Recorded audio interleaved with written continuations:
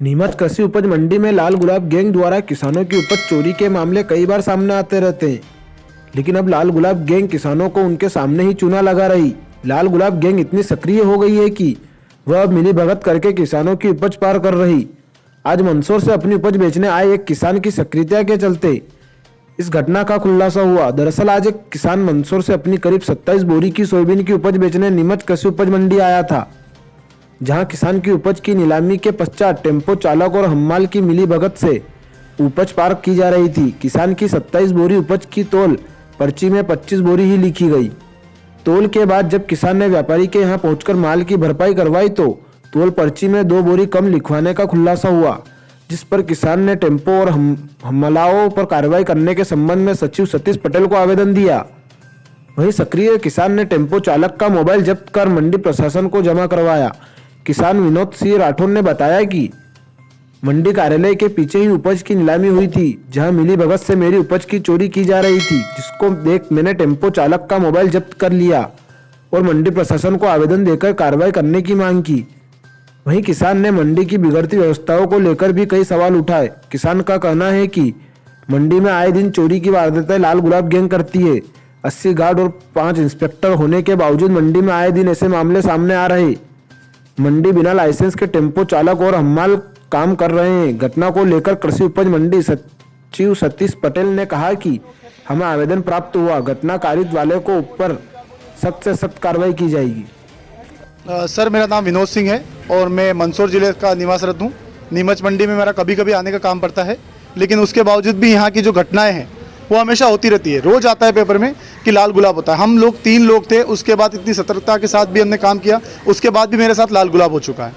तो ये यहाँ की मंडी प्रशासन की मिलीभगत हो सकती है, किसान संघ की या व्यापारी संघ की, ये कुछ भी बोल सकते हैं अपन, या जो भी नेता लोग हैं उन सब की, इन सब की मिलीभगत के बिना ये काम नहीं हो रहा है।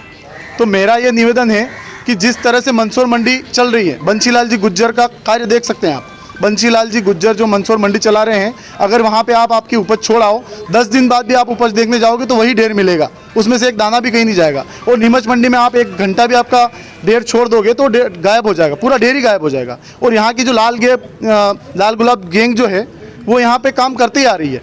तो यहाँ की जो प्रशासन है, यहाँ की मंडी कमेटी है, मंडी समिति है, यहाँ के जो इंस्पेक्टर है, उन लोगों को इस चीज़ का ध्यान नहीं दे रहे हैं। तो इसमें किसी ना किसी तरह इनकी मिलीभगत होनी चाहिए, मेरा तो ये मानना है। तो अगली जो मंडी नीमच की जो नई मंडी बनी है, उस मंडी का अगर कार्यकाल देना है और उस मंडी को पहले किस तरह सुचारू रूप से, जिस तरह से मंदसौर मंडी चल रही है उस तरीके से अगर चलाना है, तो पहले मेरा ये मानना है कि 6 महीने तक बंशीलाल जी गुज्जर को इस मंडी का कार्यकाल देना चाहिए, ताकि यहाँ की पूरी जो व्यवस्था है वो सुधर पाए और मंडी अच्छी तरीके से चालू हो पाए।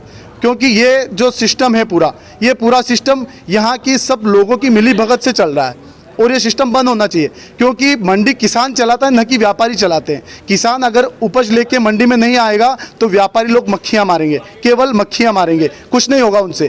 केवल किसान ही एक ऐसा है जो नया पैसा बनाता है, कोई नहीं बनाता है। नया पैसा केवल किसान बनाता है। अनाज उगाता है, कितनी मेहनत से अनाज उगाता है, सुबह 5 बजे उठ के यहाँ ट्रैक्टर लेके आता है, लाइन में लगता है, किस तरह से। और दूसरी बात, सबसे मेन बात, यहाँ पे हम्माली जो है, हम्माली किसानों से भी ली जाती है और बिल में भी काटी जाती है। ये कौन सा नियम है?